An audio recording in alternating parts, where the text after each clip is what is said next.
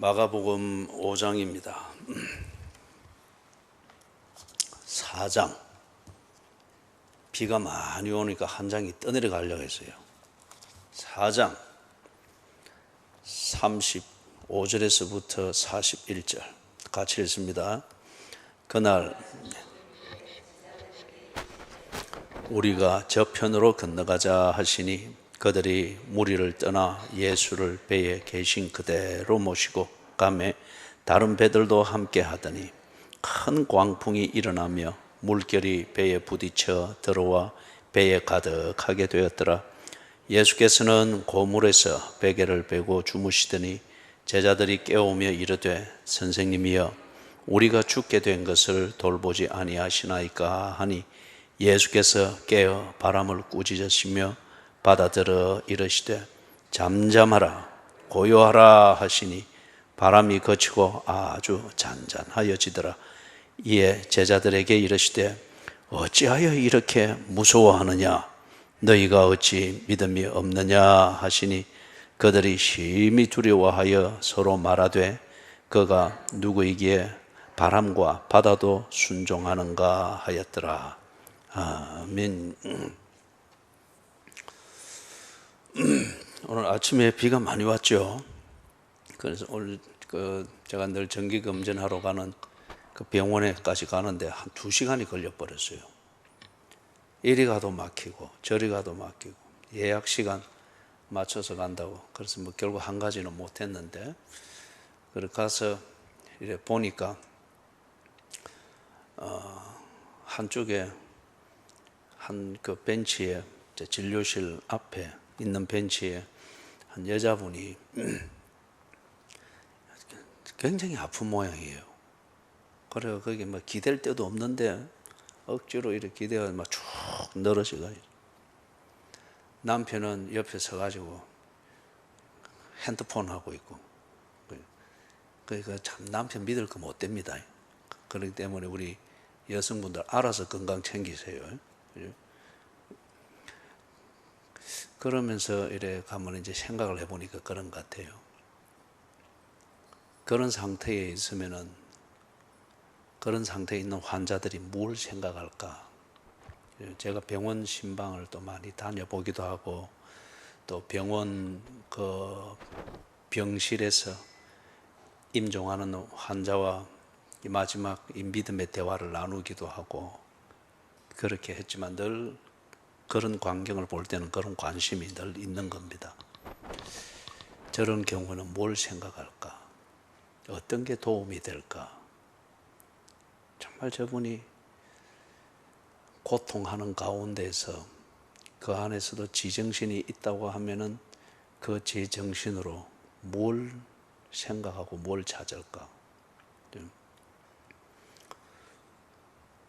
병원에서 예수를 만나는 사람들이 있고 병원에서 아이러니하게도 철저하게 예수를 병원 밖에서 잘 믿는 것처럼 보이던 예수를 철저하게 부정하고 예수와 결별하는 사람들도 있습니다.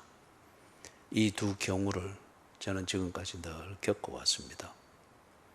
고통 중에 예수를 만나는 사람이 있고 고통 중에 예수를 떠나는 사람이 있습니다.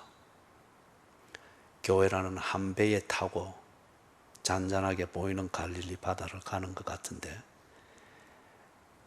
바다가 잔잔하지 못하고 풍랑으로 뒤집어질 때 배가 뒤집어지는 것 같습니다. 그럴 때 그 배 안에 예수와 함께 타고 있지만은 그런 상황에서 그 배 안에서 예수를 정말 만나고 의지하게 되는 사람이 있고 그런 상황이 될 때에 예수와 함께 있는데도 와 이렇노? 라고 해서 예수와 결별하는 사람들이 있습니다. 우리는 그리스도인입니까? 여러분의 집안이 뒤집어질 때 그때도 여러분은 그리스도인이겠습니까? 오늘 아침 제가 보았던 그 여성분 40대 한 후반쯤 된 것 같아요. 그분처럼 더 이상 지 배를 인생이라는 배를 지 힘으로 가누를 수 없어서 원치 아니하게 지 인생이라는 배가 뒤집어지는 것을 느끼는 그때에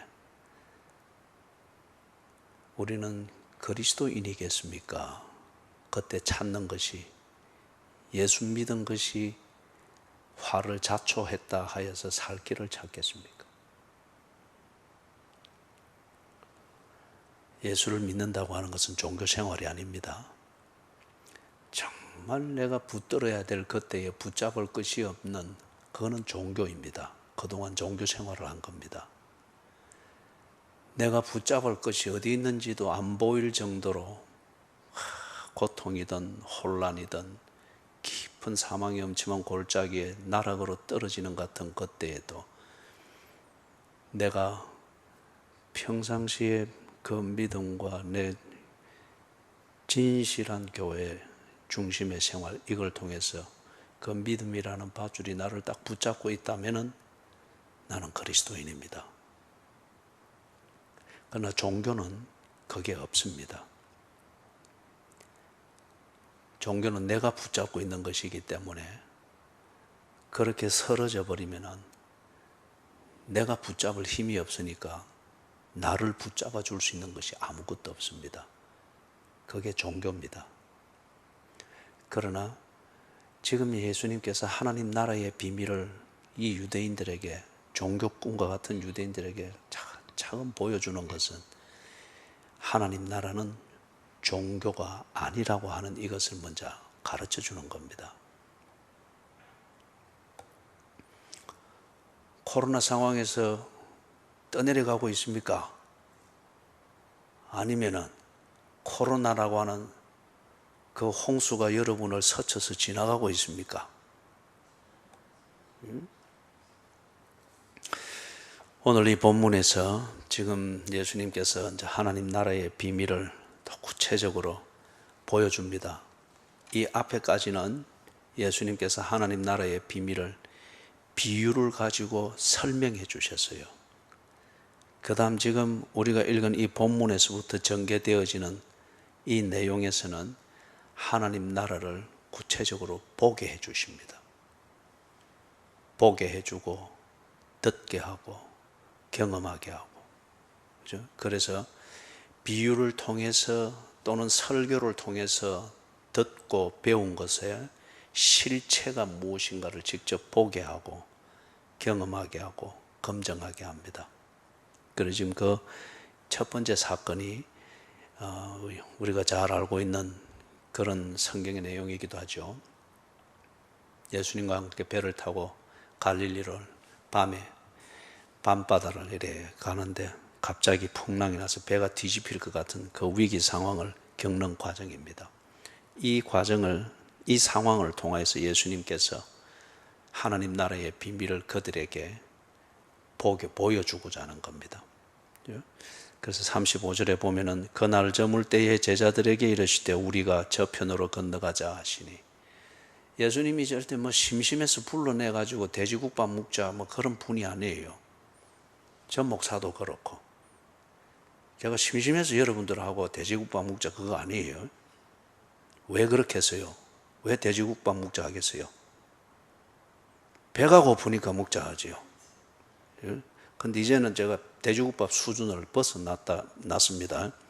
조금 저를 돼지처럼 봐서 벗어났습니다.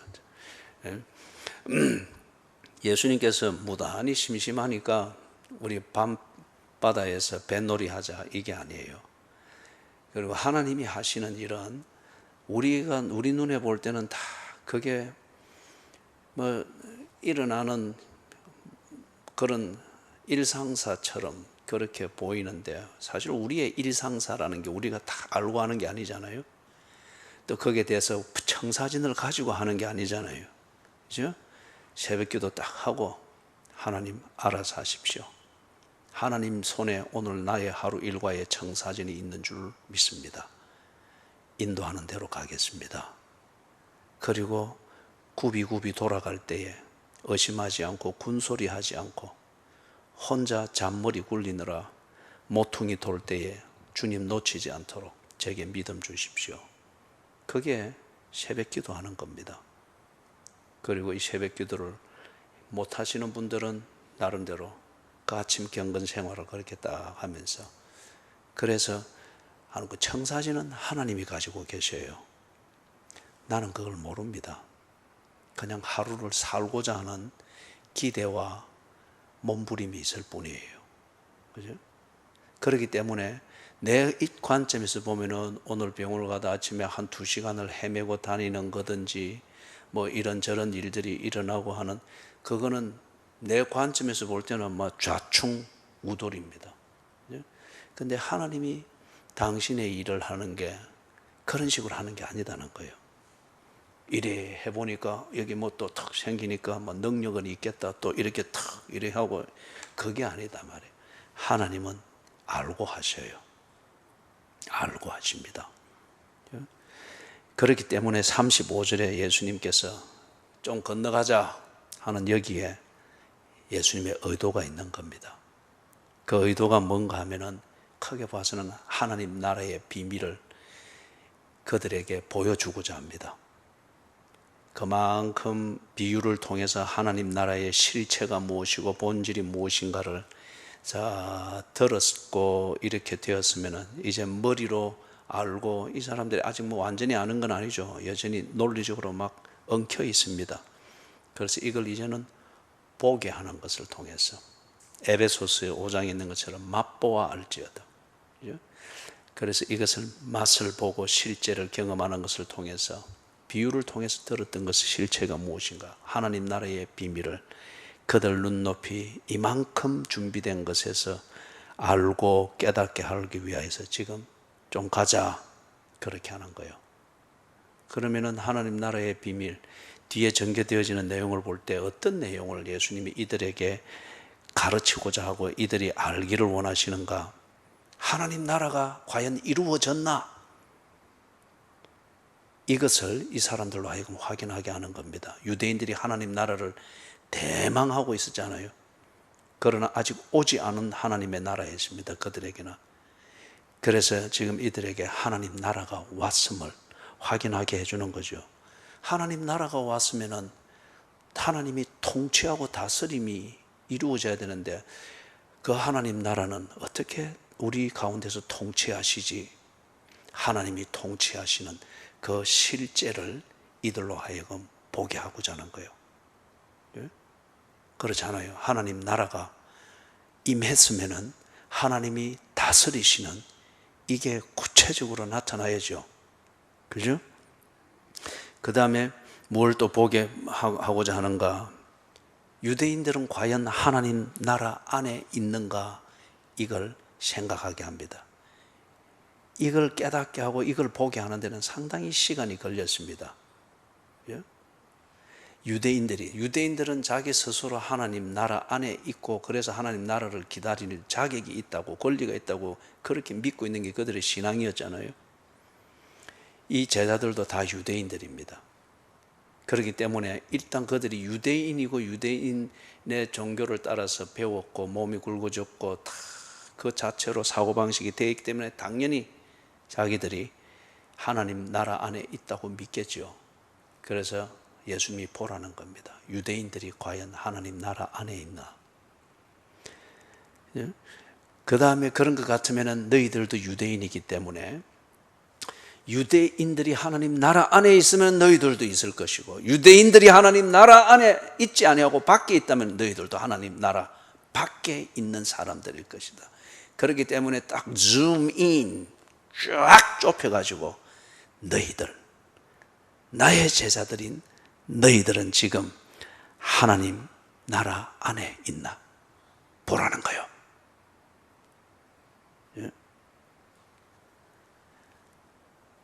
그걸 위해서 예수님이 지금 하나님 나라의 비밀의 어떤 면을 이 좁은 배 안에서 보게 하고 경험하게 하고 듣게 함으로써 예수님이 의도해서 가르치고 보여주고자 하는 이걸 그들로 하여금 보고 깨닫고 확정하도록 지금 이 동행을 하시는 겁니다.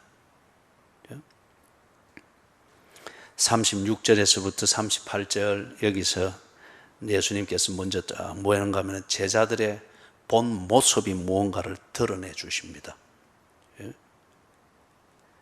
사람들은 누구나 다 화장을 하고 있습니다. 일단은 뭐 여성들이 교양과 품위와 자기다움을 위하여서 딱 정리를 하고 하는 것, 그건 참 보기에도 아름다운 일이죠. 그런데 거기서 지나치게 넘어가면은, 그죠?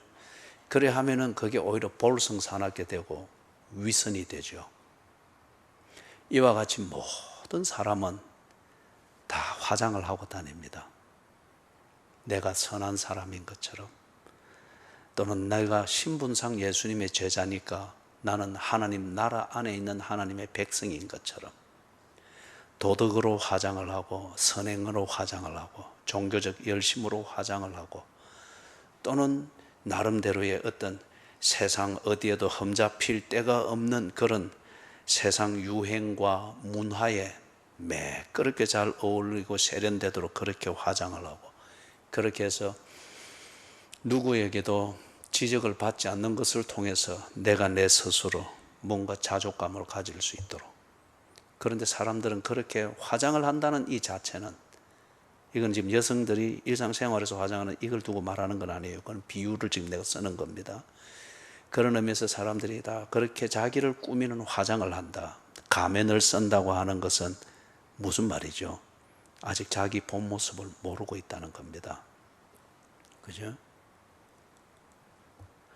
다 자기가 꾸며낸 그 모습이 내 본 모습이라 스스로 쏟고 있으면서, 그러면서 그게 내 본 모습인 양 그렇게 처신을 하다 보니 정말 자기 자신의 본 모습은 잃어버리는 거죠. 그래서 예수님이 36절, 37절, 38절 그 사건을 통하여서 이 제자들의 본 모습이 무엇인가 드러냅니다. 그들의 화장을 확 지워버린 거죠. 36절에서는 이 36절에서 보면 이 제자들이 참 화장을 진하게 했습니다. 참 착하죠, 그죠? 36절에 나오는 모습이 착하죠. 밤에 배 타고 좀 저리로 가자 하니 군소리 없이 딱 가잖아요. 이 착하잖아요. 그죠? 그 다음에 뭡니까? 예수님이 좀 가자 이러니까 그들이 예수님의 말을 듣는다. 그 말은 곧 예수께 순종하는 거잖아요. 순종은 내 기분이 좋기 때문에 내 입장에서 상대를 도와주는 게 아니고 상대방의 요구대로 해주는 게 순종입니다. 그렇기 때문에 여러분이 순종을 하기 전에 상대방을 잘 알아야 됩니다. 이 사람 말을 들어줄 가치가 있는지, 그럴 만한 관계를 맺어도 되는지, 그죠? 그걸 잘 생각을 하셔야 돼요. 그래서 그게 신뢰가 되어질 때는 그 사람이 말하는 것, 그 사람이 요구하는 것, 그 사람이 명령하는 것을 그대로 지켜주는 것, 그게 순종이죠. 그죠? 그게 순종이죠. 그래서 이 제자들이 예수님이 명령하는 대로 저리로 좀 건너가자, 둔말 없이 예의하고 쫙 갑니다. 착하죠. 그런데 가만히 보니까 두 가지를 우리가 볼 수가 있어요. 이 제자들이 지금 이 단계에서 보니까 자기들이 할 수 있는 일에 대하여서 적극적으로 합니다. 내가 할 수 있는 일이다 라고 믿어질 때 그 범위 내에서 적극적으로 합니다. 할 수 있는, 사람들이 가만히 보면은 이 제자들이 자기도 몰라요. 내가 예수와 더불어서 무언가를 하고자 할 때에 내가 할 수 있는 일의 범위는 자기가 딱 정해놓고 있습니다. 그리고 그 범위 안에서는 군소리가 없습니다. 그렇기 때문에 그 범위를 넘어가는 것을 건드리지 않는 이상에는 이 제자들은 참 충실한 그리스도인들이라 여겨질 수 있죠. 정말 예수를 믿는 사람들이라 여겨질 수 있죠. 세상의 처세술은 그리 말합니다. 할 수 있는 걸 해라. 진로를 지도하고 할 때 할 수 있는 걸 해라. 또는 할 수 있는 만큼 해라. 이게 다 어느 철학에서 나오죠? 자기 중심성의 이 삶의 철학에서 언제나 일어나온 거죠. 그래서 내 마음이 기쁘면 행복한 것이다. 내가 됐다면 성취한 것이고 성공한 것이다.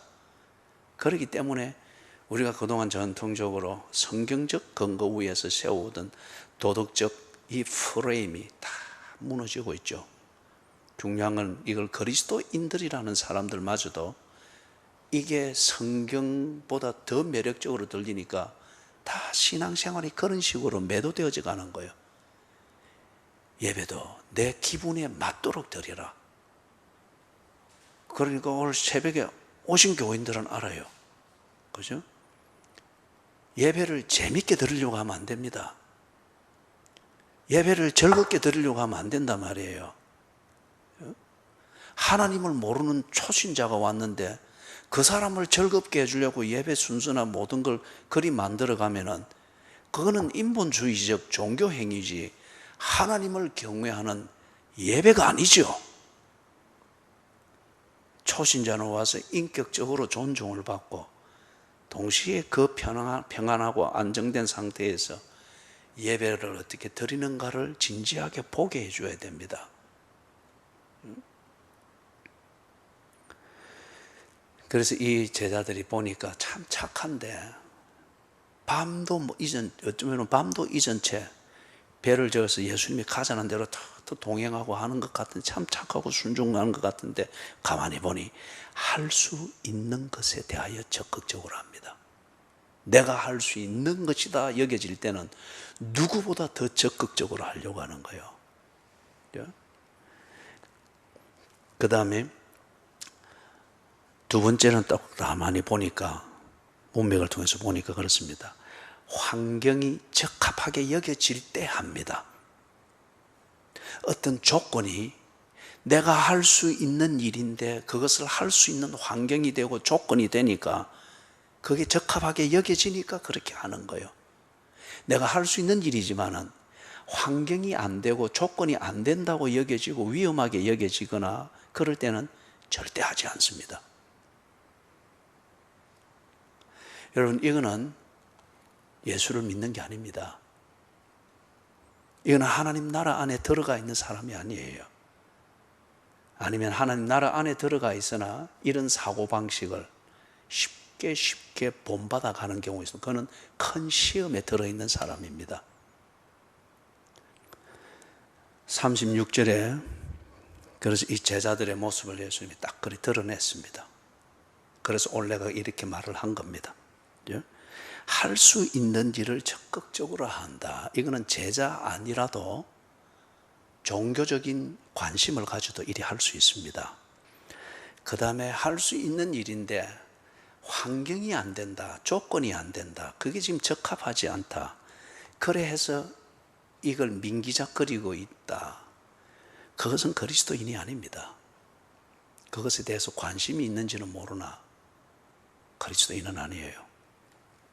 37절에서 딱 드러납니다. 예수님께서 딱 이리 몰고 간 겁니다. 이 갈릴리 바다라 일컫죠. 워낙 크니까 그래 바다라 일컫는데 지형상으로 볼 때 이거는 호수입니다. 근데 호수에 이리 배가 뒤집히고 배에 물이 가득 차게 들어올 정도로 풍랑이 이나 그 지형은 그렇습니다. 동쪽의 사막과 서쪽의 지중해가 만나는 그 지점이거든요. 그렇기 때문에 이게 일교차가 워낙에 심하기 때문에, 그죠? 워낙에 심하기 때문에 때로 이렇게 지형상으로는 호수지만은 상당히 사이즈가 큰 호수죠. 호수지만은 풍랑이 일고 이렇게 되는 거예요. 자, 그래서 37절에 환경이 바뀌었죠. 그죠? 그들이 배를 몰고 나갈 때는 잔잔하고 뭐 그때 딱 뱃길이 딱 잡히고 이러면 아무 문제가 없는데 배 타고 바다로 들어가고 난 뒤에 그때 이제 보니 환경이 딱 바뀌었습니다. 할 수 있는 일을 할 수 있다고 여기도록 만드는 환경과 조건이 되었는데 시작을 하고 중도 쭉 갔는데 보니까 할 수 없다고 여기게 되는 그러한 환경과 조건이 되었습니다. 이 사람들의 사고방식에 딱 그리 되어 있는 겁니다.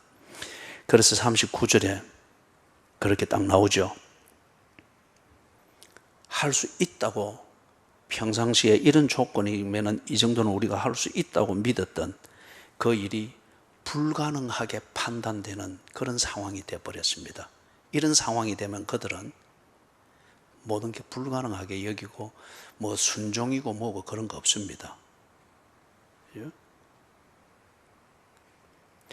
그 다음에 이런 상황이 딱 되니까 지금 배에 물이 가득 차게 되고 풍랑이 일고 밤이고 막 일이 되니까 어떻게 되는 거죠?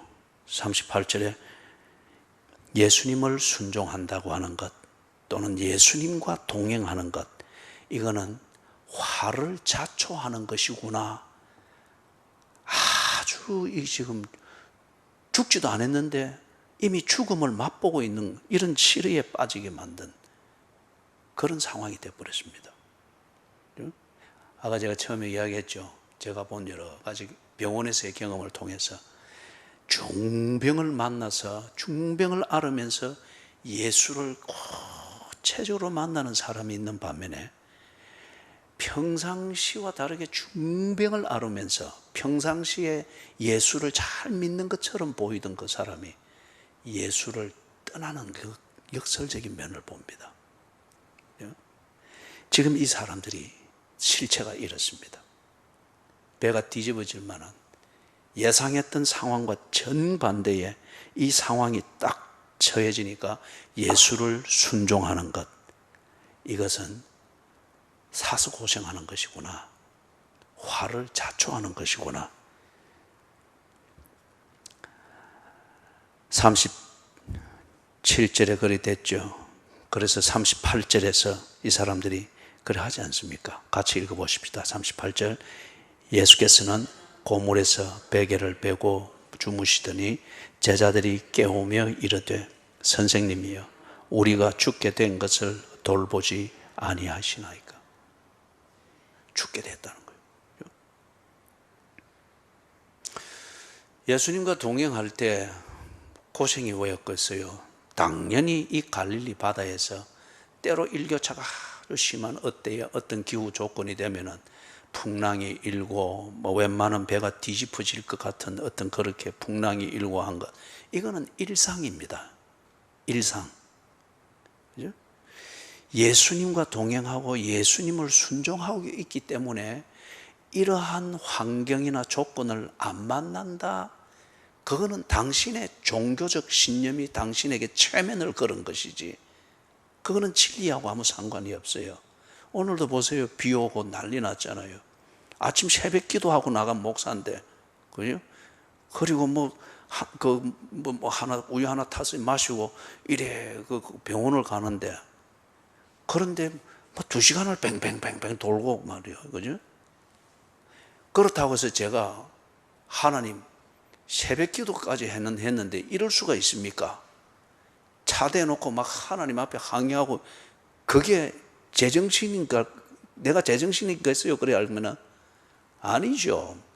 이는 무지해도 엄청나게 무지하고 지극히 옹졸하고 이기적인 생각이죠. 그거는 비가 오고 더 많이 비가 오고 때로 막 차가 뛰어, 이거는 일상입니다. 환경이에요. 그죠? 거기에서 예수님이 좀 가자 해서 간 것은 내 의지의 결정입니다. 이 부분은 밑에 가서 조금 더 정리를 해보도록 하겠습니다. 조금 더 여기서 바로 정리를 하십시다. 그래서 이 사람들이, 제자들이 착한 마음, 좋은 일을 하고 있으면 지금 예수님을 돕고 있잖아요. 좋은 일을 하고 있고 신앙적으로는 예수님을 순종한다. 그리고 신학적으로는 예수님과 함께 있다. 다 맞는 말이죠. 예수님과 함께 있습니다. 예수님을 순종하고 있습니다. 그래 보니 참 착합니다. 좋은 일을 하고 있습니다. 예수를 안 믿는 사람이 봐도 좋은 일을 하고 있습니다. 그런데 이 사람들이 지금 38절을 보니까 후회하고 포기하고 변절이 됩니다. 예수 따라왔다가 지금 죽게 됐다는 거예요.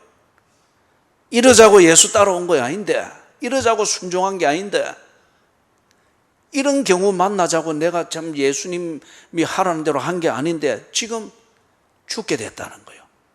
지금 안 죽었어요. 예? 어부가 배를 뭐 1, 2년 탔습니까? 안 죽었어요.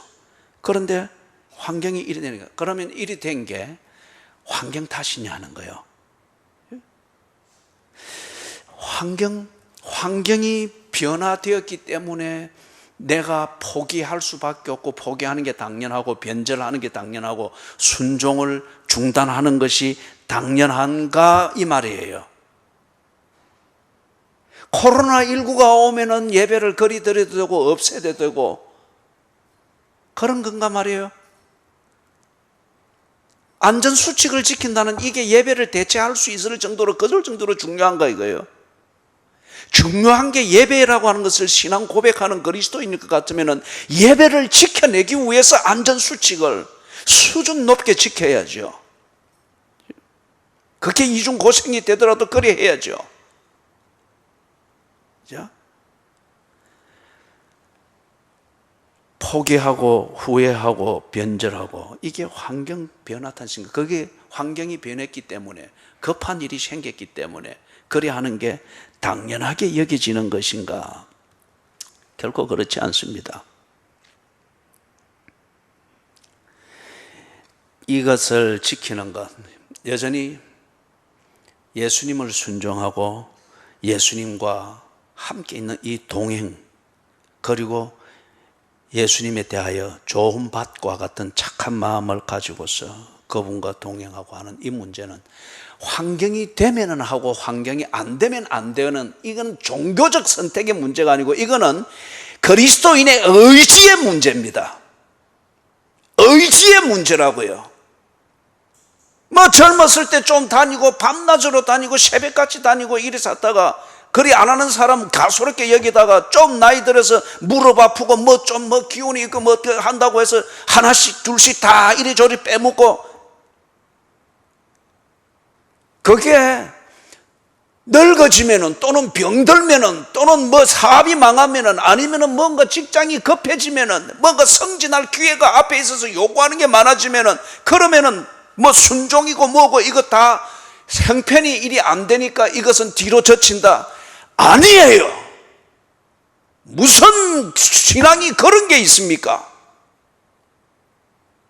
그런 변명할 것 같으면 그런 직종을 잡지 말아야죠. 그런 변명으로 나를 정당화하면서 신앙생활을 할 것 같으면 늙어지지 말아야죠.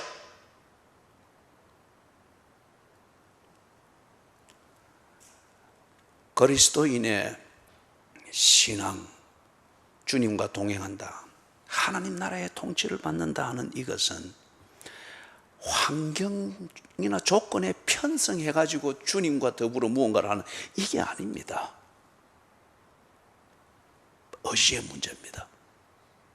예수님이 가자, 예, 의지의 문제입니다. 예?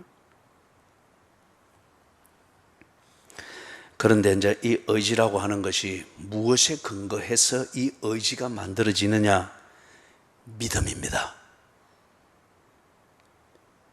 그런데 우리가 이 믿음을 종교적 어떤 뭐 마인드 컨트롤이나 어떤 그런 것으로 착각하기가 쉽고, 아니면은 이 믿음을 긍정적이고 적극적인 어떤 사고방식 그런 식으로 생각하기 쉽습니다. 그런 헛개비를 말하는 게 아니죠. 지금 예수님이 이걸 아주 사려 깊게 차근차근 가르쳐 나가는 겁니다. 이걸 가르쳐 나가는데 예수님이 3년 걸렸어요. 그리고 이걸 가르치기 위해서 예수님이 결국에는 죽었다가 살아나는 것을 보여줘야만 했습니다. 그런 내용을 가진 게 믿음입니다. 무슨 말이냐? 믿음은 내가 지금 가치 있는 일을 하고 있나? 내가 하고 있는 이 처신이 의미가 있나? 내가 이렇게 처신하는 것이 그리스도인으로서 정말 가치 있게 처신하고 있나? 아니면 구질한 변명인가? 아니면 좀 편하자고 하는 변명인가? 여러분, 구실을 만들려면 얼마든지 구실을 만들 수 있습니다. 여러분, 구실을 만들자면 어떻게도 아름답게 합리화시킬 수 있어요.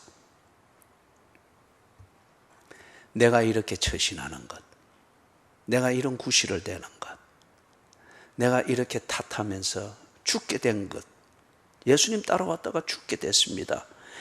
이런 구실을 대는 것, 그죠? 그래서 내가 이리 처신을 하고 있는 이게 그리스도인으로서 합당한 건지, 하나님의 자녀로서 의미 있고 가치 있는 처신인지, 이것을 아는, 판단할 수 있는 지식입니다. 그죠? 이 지식이 우리의 믿음의 내용인 거예요. 그 다음에 이 믿음의 내용, 두 번째는 오늘 이 맥락에서 볼 때에 예수님을 아는 지식입니다. 예수를 시원찮은 존재로 알고 있으면은 그 사람은 이런 풍랑 만나고 이러면은 당연히 예수 버려야죠. 그리고 예수가 뭘 하자는 것 당연히 뒷전을 쳐야죠. 그런데 예수를 아는 지식에 있어서 예수는 뒤에서 이제 예수님이 딱 보여주듯이 예수님은 창조주이시고 전능하시고 앞에서 그들에게 쫙 보여주었잖아요. 귀신을 쫓아내시고 병든 자를 말씀으로 고치시고, 그죠? 안식일의 주인이시고 이 가운데 오신 하나님이시다 하는 것을 앞에 비유를 통해서도 보여주었고 설교를 통해서도 보여주었잖아요. 이렇게 예수를 알고 있고 이 지식을 내가 인정하고 신뢰한다고 하면은 이것이 믿음입니다. 이 믿음을 가지고 있다고 하면은 이 믿음에서 무언가를 하고 결단을 하고 실행을 하는 이 의지가 코로나에 꺾이겠어요? 늙어서 병들 수밖에, 쇠약해질 수밖에 없는 그 몸의 조건에 그게 꺾이겠어요? 좀 뭐 바쁘다고 하는 이것 생활 구조 때문에 그 의지가 꺾이겠어요? 의지를 못 꺾습니다. 그죠? 직업을 바꾸는 한이 있더라도 이 믿음 위에서 나오는 의지, 이거는 못 꺾습니다. 그렇기 때문에 이 사람들이 38절과 같은 이런 변덕을 부리고 변절을 부리는 것은 환경 탓으로 합리화할 수 있는 게 아닙니다. 환경과 조건이 바뀌었대서 이런 변절을 부리고 이리 하는 것은 뭘 의미하는 거예요? 예수님이 딱 드러내는 것은 너희들은 지금 하나님 나라 안에 있지 않다는 거예요. 하나님 나라 밖에 있다는 거예요. 네가 유대인이고 유대인으로부터 잔뼈가 굵었지만은 너는 하나님의 백성이 아니라는 거예요.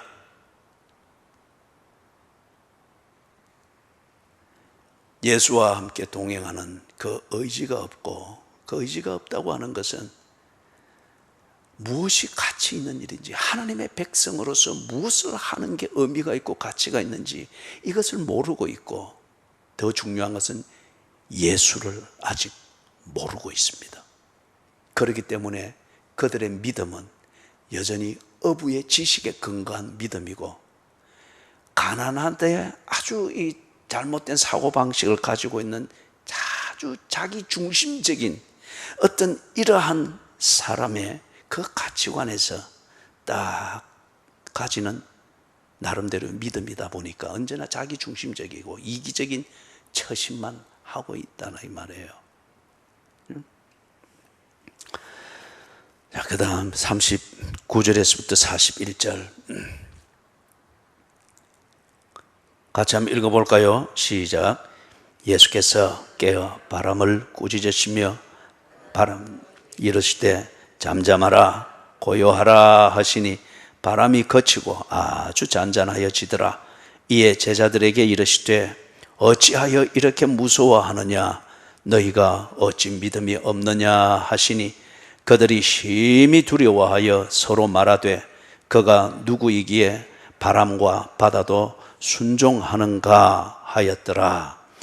그래서 지금 제가 그러면 예수님께서 뭘 가르치고자 하는 거죠? 앞에서는 그들의 실상을 보여주었죠. 그 다음 실상을 보여주었으니까 이제 바로 잡아줘야죠. 바로 잡는데 예수님을 믿는 것을 가르칩니다. 예수님을 믿는 것을 가르칩니다. 예수를 믿는 것이 하나님 나라 안에 들어가는 것이고 하나님 나라 안에 들어가 있는 사람의 삶이라는 거예요.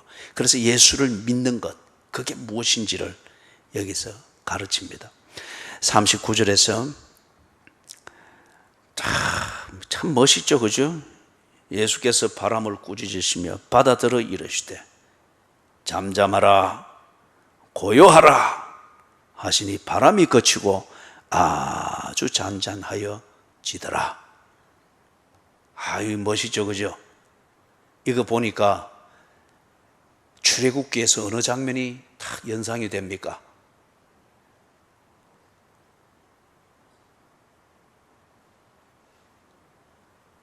어느 장면이 딱 연상이 됩니까? 예? 예? 그럼요. 그럼 자꾸 이러면 소리를 내시라니까. 홍해 딱 연상이 안 됩니까? 예? 모세가 이 처절한 상황에서 하나님 왜 하면 좋습니까? 샌드위치 됐습니다. 앞에는 홍해고 뒤에는 애굽의 전차 부대가 몰고 오고 있는데 이 왜 하면 좋습니까? 하나님 뭐라 했습니까?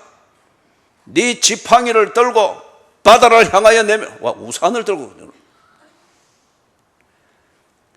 지팡이를 들고 바다를 향하여 내밀으라.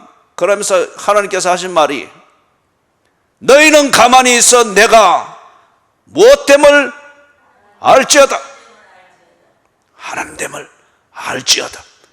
그러니까 쫙 지팡이를 내미니까 바람이 쫙 불면서 바다가 갈라지고, 그죠? 그 다음에 다 건너가고 나니까 또 싹 바람이 부니까 합쳐져 가지고 쫙 흘러가니까 애굽 전차부대 수장돼 버려. 예수님이 지금 그걸 보여줍니다. 그 다음에 하나님께서 육지와 바다를 가를 때 뭘로 갈랐습니까?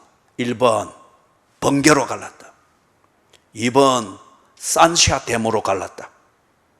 3번 말씀으로 갈랐다. 몇 번입니까? 이 면에서 이 대답이 한 명이 이리 나오면 이거 안 되는데,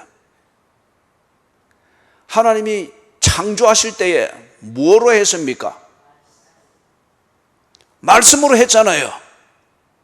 그죠? 물이 모이는 곳이 바다가 되고 물이 벗어난 곳이 육지가 되고, 하나님이 육지도 말씀으로 다 창조하셨잖아요. 그죠? 그래서 지금 이 예수님께서 39절에서 말씀으로서 잠잠하라 고요하라. 왜 이 바다가 예수님의 말을 알아듣지요?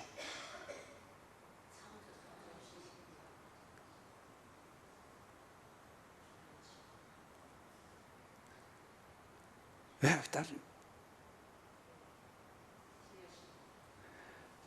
그러니까요. 지으신 분이시기 때문에, 더 구체적으로 말하면은 예수님이 하나님께서 바다와 육지를 가르고 바다를 만드실 때에 말씀으로 했으니까, 지금 예수님이 하나님인 것 같으면은 그분이 하는 그 말은 바다가 창조 때 들었던 말입니다. 지금 알아듣습니다. 잠잠하라 고요하라. 창조 때 들었던, 바다가 들었던 그 말을 지금 창조주의 말을 듣고 순종하고 있습니다. 바다와 육지는 지금까지 창조주가 만든 그 경계를 지키고 있잖아요. 바다는 쉴 사이 없이 파도를 쳐 들어오지만은 해변이라는 경계를 넘은 적이 없습니다. 창조주의 말을 듣고 순종을 하고 있으니까 그때에 들었던 그 말을 바다가 기억을 하고 있습니다.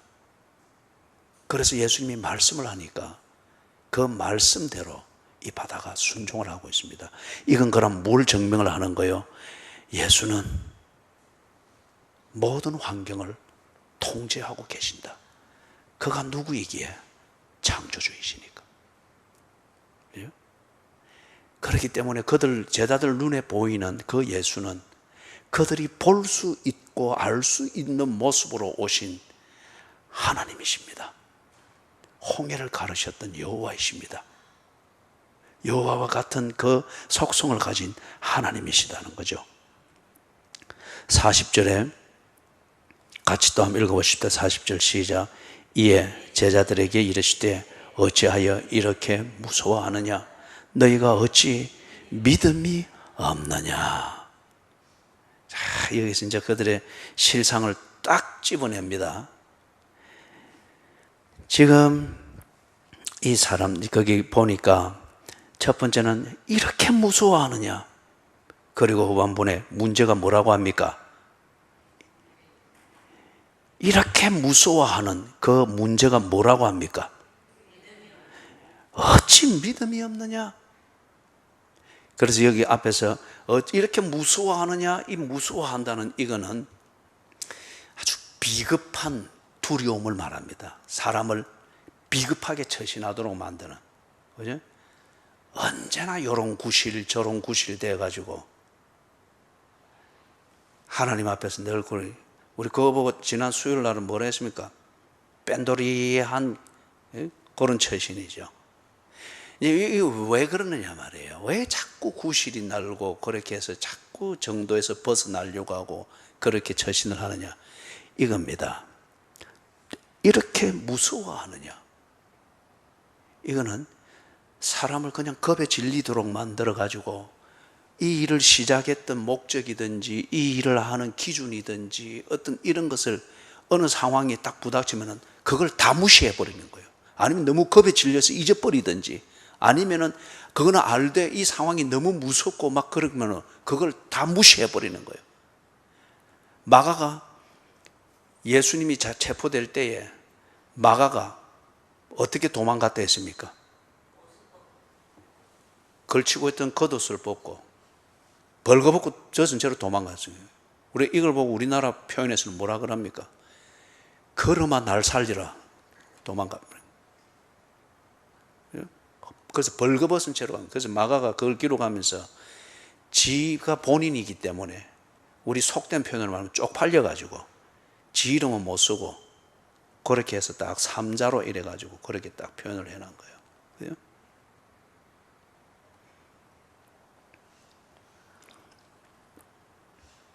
그래서 여기 앞에서 말하는 이렇게 무서워하느냐, 이렇게 완전히 패닉 현상에 빠진 거예요. 그래서 어떻게든지 막 본능적으로도 살기 위해서, 그래요? 그래서 뭐 이런저런 처신하는 게 별 상관이 없습니다. 도덕이고 뭐고. 그런데 그 문제는 왜 일어났는가? 너희가 어찌 믿음이 없느냐? 여기서 말하는 믿음이라 이리 표현되어진 것, 이거는 경외하는 경외심입니다. 지금 예수님을 구체적으로 아는 건 아니에요. 그런데 보았습니다. 잠잠하라, 고요하라. 바다가 갑자기 쫙 잠잠하고 그저 평온해졌습니다. 이걸 그냥 한눈에 본 거예요. 이게 뭐라고 설명할 수도 없고 어떻게 대책임질을 할 겨를도 없습니다. 그러나 지금 완전히 압도당한 거예요. 그죠? 함부로 예수님을 우러러 보기도 못할 정도로 지금 다 경외심입니다. 이럴 때는 예수님이 뭐라고 말씀을 하시더라도 그대로 예 하면서 받아들일 수 있을 정도로 지금 막 경외심입니다. 그런 경외감을 일으키는 두려움, 이것에 다 사로잡혔는데 이걸 지금 어찌 믿음이 없느냐. 사랑하는 여러분, 이런 상황에서는 이 제자들이 예수님에 대해서 많이 몰라도 이 경외함이 다 입에서 눈이 둥그레지고 입이 떡 벌어지는 이 상태가 되어 있다면 그 경외심으로 예수께서 무슨 명령을 하든 그 순간은 합니다. 지금 이 문제예요. 왜 이 사람들이 예수님에 대해서 평상시에 그 경외심을 가지고 그 경외심을 가지게 만들었던 그 내용들이 있잖아요. 중풍병자를 고쳤고 귀신을 쫓아내고 안식일의 주인인 것을 말하고 회당에서 설교하시고 비유를 통해서 그들이 잘 알아듣도록 말씀하실 때에 뭔가 메시아에 대해서 알 듯 말 듯 이렇게 열리고 하는 이 신비한 경험들을 계속 해왔단 말이에요. 그런데도 불구하고 지금 이들에게 이게 없습니다. 이게 없어요. 그죠? 그것은 한낱 그들에게 있어서 구경거리였고, 좀 더 예수님과 밀착해서 시간을 지내볼 가치가 있다라고 판단하도록 만드는 근거가 됐을 뿐입니다. 그 증거가 딱 그렇잖아요. 상황이 확 바뀌니까 이렇게 무서워하느냐. 참 비급한 그런 처신이 막 나오는 거죠. 그죠? 그래서 여러분, 여기서 지금 예수님이 그들에게 보여주는, 알게 하고자 하는 진리는 뭡니까? 예수를 믿는 믿음이 없으면은, 예수를 신뢰하는 그 중심이 없으면은 사람이 비급한 종교인이 된다는 겁니다.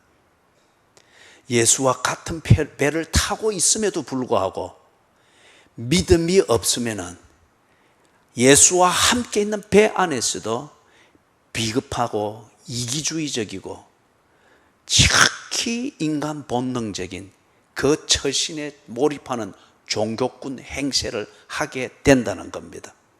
내 살고 보자고 하는, 그게 종교잖아요. 내가 원하는 것을 챙기고 얻고자 뭔가 제밥이라도 드리고 일백배라도 하고 그걸 교회 버전으로 하면은 믿음, 즉 예수를 신뢰하고 인정하는 이게 없으면은 비겁해진다. 위기를 느낄 때 비겁해진다. 어떤 의미에서 보면은 이 위기 상황이라고 하는 것은 객관적이기보다는 지극히 주관적입니다. 어떤 사람에게 있어서는, 어떤 사람은 그걸 기회로 보는데, 그런데 어떤 사람은 그걸 죽게 되었나이다 라고 아우성을 치고 시체처럼 처신하면서 동정이나 구하는 위기로 봅니다. 그렇기 때문에 위기 상황은 지극히 개인적이고 주관적입니다. 믿음이 없으니, 겨자씨만한 믿음일지라도 믿음이 없으니 예수님과 함께 있지만은 예수님에 대해서 비급해지더라. 종교꾼이 되더라.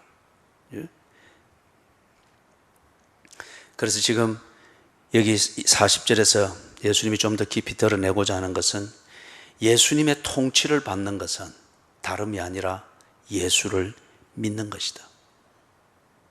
예수를 믿지 않으면은 예수님을 두고서 비겁하게 처신한다. 즉 종교적으로 예수를 이용하려고 하고 예수와 관계를 하려고 한다. 이걸 지금 드러내는 거죠. 그렇기 때문에 너희들은 지금 유대인이고 유대교회로부터 잔뼈가 굵었지만은 너희들은 지금 하나님 나라 안에 들어가 있지 않다는 거예요. 하나님 나라를 너희들의 종교적 수단으로 지금 이용해 먹고 있을 뿐이다는 거죠. 존 웨슬레이를 여러분이 잘 아시죠? 감리교회 창시자이기도 합니다. 이분이 아주 열정적이었어. 옥스포드 출신이었죠. 아주 열정적이고 하나님을 사랑하고 누가 볼지라도 존 웨슬리의 리더십을 존경했습니다. 그래서 영국에서 존 웨슬리가 하는 성경 공부, 그 다음에 주중 집회 이게 확 부흥을 했어요. 그래서 존 웨슬리가 미국 신대로, 그때는 영국의 식민지로 아주 있었죠. 그래서 초청을 받아갔습니다. 거기서 이제 집회를 하고 영국 식민지 신대륙에 그 복음을 바로 전가하기 위해서 초청 받아가서 이제 이렇게 집회를 하고 하는데, 영국에서 보는 그 결과와는 전혀 다른 거예요. 설교를 해도 성경 공부를 해도 영국에서처럼 하는데, 그런데 꼭 지금 전 목사가 목회하듯이 새벽기도 1명, 아니면 새벽기도가 부흥이 되면은 새벽기도 4명, 그죠?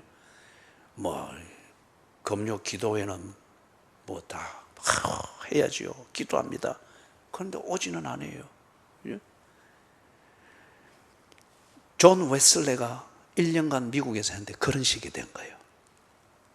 영국의 상황과 너무 대비가 되니까 스트레스를 받는 거예요. 그래서 결국 1년 만에 철수합니다. 배를 타고 영국으로 가는 중에 배가 큰 풍랑을 만납니다. 꼭 뒤집힐 것 같은 그런 위기를 만나는데 웨슬레는 겁이 나 죽겠는 거예요. 뭐 패닉에 빠져가지고 멀미도 나고 막 어쩔 줄을 모르겠네. 그래서 가판으로 엉금엉금 기 나갔는데 막 폐가 막 기뚱기뚱하니까 뭐 놓치면은 파도 한번 때릴 때 잘못하면 떨어지잖아요. 붙잡고 엉금 기다시피 해서 나갔는데 밖에서 보니까 찬송 소리가 들리는 거예요. 똑같은 상황인데 그 흔들거리는 배천을 넘어오는 파도가 간간히 넘어오고 하는 여기에 나름대로 의지하고 붙잡고 서로를 껴안고 하면서 다 해서 반무릎을 꿇은 채 찬송하면서 기도하고 있는 거예요. 그들이 누군가 보았더만은 모라비안 교파의 교인들이었어요. 모라비안. 동부 유럽 거기서 일어났던 개신교의 아주 중요한 종파 중에 하나입니다. 모라비안 이 교인들이 거기서 똑같은 위기 상황인데 웨슬레는, 그 유명한 웨슬레는, 영국에서 능력을 발휘하는 이 웨슬레는 어쩔 줄을 모르겠는데, 그런데 그들은 웨슬레가 평소에 설교하고 성경 공부하고 외치고 복음을 전개했던 그 구원의 확신과 천국의 소망과 그 과정에서도 변함없이 여호와께 영광을 돌리고 하나님의 통치를 기다리면서 찬양하면서 기도하고 있는 거예요. 웨슬레가 여기서 큰 수치와 함께 충격을 받은 거예요. 내가 정말 예수 믿는 사람인가? 내가 정말 거듭난 그리스도인인가? 내가 정말 거듭난 그리스도인이라면 나는 왜 저들처럼 못하나 이거예요. 똑같은, 지금 자기는 똑같은 상황에서 지는 죽음을 느끼고 막 천국의 확신이든 구원의 확신이든 이거는 온데간데 없고 멀미와 싸우면서 막 어떻게 하면 살아날까 싶은 패닉에 빠져 있는데 똑같은 상황인데 저들은 전혀 유명하지도 않고 복음을 지처럼 전해보지도 않은 것처럼 보이는 그러한 일단의 무리의 모라비안들이 찬양하면서 기도하면서 그들이 겁이 안 났겠습니까? 겁이 나죠. 그러나 지금 여기서처럼 비급하게 처신한 두려움에 잡히지는 않았단 말이에요. 그 두려운 상황 속에서 그들이 똑같은 믿음으로 하나님의 통치가 그 가판 위에 있고 분명한 천국의 소망과 확신을 가지고 그 찬송과 기도를 하고 있는 거예요. 웨슬레가 여기서 충격을 받으면서 영국에 도착한 뒤에 거듭남을 고민합니다. 그리고 정말 거듭납니다. 성경을 다시 읽으며 예수 믿는 것이 무엇인가를 다시 다 성경을 통해 배우면서 거듭납니다. 그러면서 웨슬레의 본격적인 그의 영향력이 펼쳐지기를 시작을 했단 말이에요. 사랑하는 여러분, 41절에서 그래서 같이 읽어봅니다. 그들이 심히 두려워하여 서로 말하되 그가 누구이기에 바람과 바다도 순종하는가 하였더라. 웨슬레는 그 사건이 있기 전에는 기독교에 관한 그것을 많이 알고 그것을 아는 지식, 이게 웨슬레의 의지였고 열정이었습니다. 그러나 그는 그 핵심이 되는 예수, 그 예수를 모르다 보니 지금도 그를 가판 위에서도 통치하고 풍랑 속에서도 변함없이 통치하시는 하나님 나라의 비밀을 그는 몰랐습니다. 하나님 나라에 관한 많은 것은 알고 그 열정으로 많은 일을 해서 동조하는 그러한 무리들이 영국에서는 많이 있었으나 그러나 정작 그는 하나님 나라 밖에 있었습니다. 그렇기 때문에 하나님 나라 안에 있으면 결코 걸을 수 없는, 이렇게 무서워하느냐, 그 비급해질 수 없는 그 하나님의 통치 안에 있는 이게 자신의 실체가 뒤집어질 것 같은 이 대서양의 풍랑이는 바다를 가는 이 배전에서 그는 자기 실체를 본 거예요. 거듭나지 못했습니다. 예수 믿는 것에 관해서 많이 알고는 있었으나 예수를 믿는 것은 아니었어요. 그래서 그가 영국에 도착했어요. 거듭남, 예수를 믿는 것이 무엇인지 이것을 분명히 깨닫고 하나님의 은혜로 진정 거듭나게 됩니다. 그래서 예수님이 지금 41절에서 이 제자들이 그걸 말하는 거예요. 그들이 심히 두려워하여 서로 말하되, 여기 심히 두려워하여, 이게 앞에 40절에서 말했던 이렇게 무서워하느냐, 그것에 대해서 대꾸가 되는 겁니다.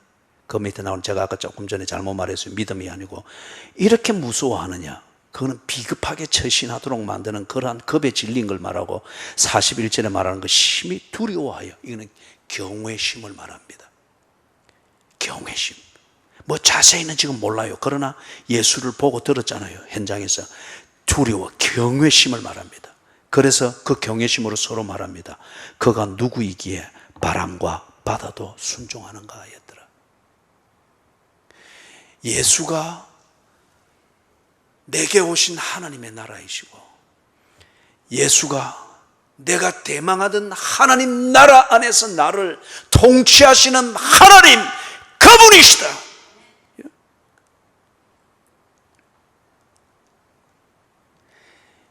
예수가 유대인들이 그렇게 대망하고 기다리던 바로 그 하나님 나라를 약속대로 그들 안에 도래시켰고 이루신 바로 그 하나님이시다. 이것을 알고, 그리고 이분이 통치하시고 다스리시는 그 다스림에 순종하는 것이 정말 그리스도인으로 가치 있는 것을 알고 믿는 것, 이게 하나님 나라가 내게 이루어졌으며 내가 그 하나님 나라 안에 있다고 하는 것, 그 실체를 말한다는 거예요.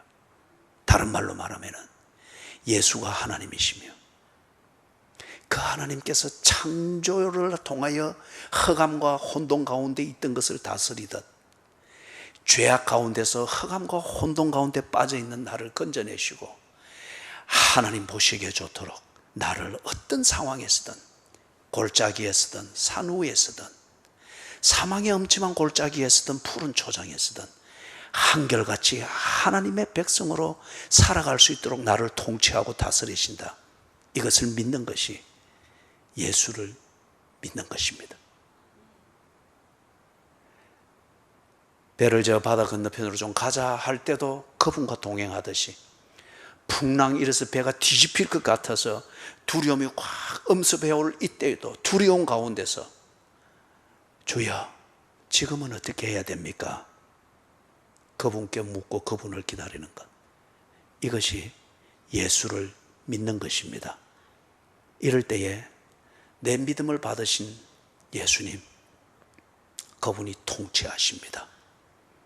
가자 하실 때 가졌던 계획대로 변함없이 나를 통치하십니다. 다스려 주신다는 것이죠. 예? 우리는 지금 하나님 나라 안에 있습니까? 구질구질한 변명으로 언제나 기회주의자적인 그런 처신을 하고 있을 때, 예수님과 같은 배를 타고 있으나 언제나 형편과 사정에 따라서 구질한 처신, 이것을 합리화하면서 자기 중심적으로 처신을 한다면 예수님과 같은 배는 타고 있을 때 아직 예수 안에 들어가 있지는 않습니다. 지옥은 영혼을 잡아채가는, 지옥은 갈릴리 바다 밤바다를 지나가는 배에 물이 들어오는 폭풍보다 더 무섭습니다. 바로 낚아채가 버립니다. 그것 안 되도록 예수님이 인생이라는 배를 한번 타보게 한 겁니다. 여러분의 인생의 배에 여러분이 예상했던 것과 다른 조건이 만들어질 때, 여러분이 정말 예수 믿는 사람인지 여러분 자신을 시험하고 확정하는 기회로 삼기를 주님의 이름으로 축원합니다.